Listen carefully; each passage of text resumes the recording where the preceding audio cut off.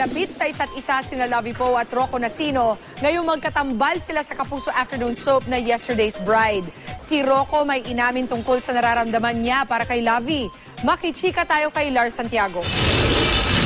Kasama sina Lovie Poe at Rocco Nacino sa mga bida ng tatlong afternoon prime dramas na nagpasalamat sa mga miyembro ng press sa suportang natatanggap kaya't laging panalo sa viewers ang GMA Afternoon Block.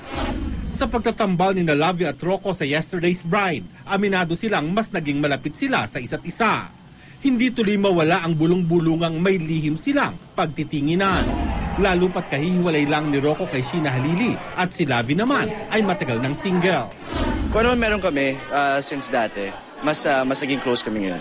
At sobrang nag-enjoy ako sa relationship namin ngayon, working relationship, on and off camera. We want to keep it that way, syempre, because we're working together and it's, we're trying not to, of course, involve naman yung personal life sa ganun.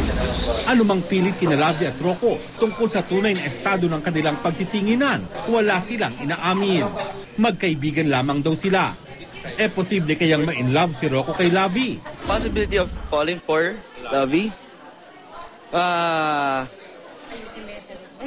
Ako lang nakakaalam nun. Secret na natin. Percentage lang naman eh.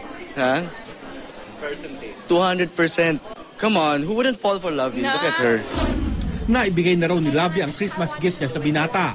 Si Rocco may naisip na ring regalo pero hindi pa niya nabibili. Pero hindi raw sila magkasama sa Pasko.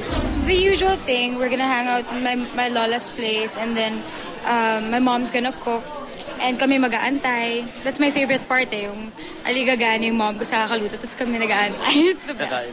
Ganun din, siyempre kasama ko pamilya ko. Miss na miss ko na yung pamilya ko. Lars Santiago, updated sa Showbiz Happening.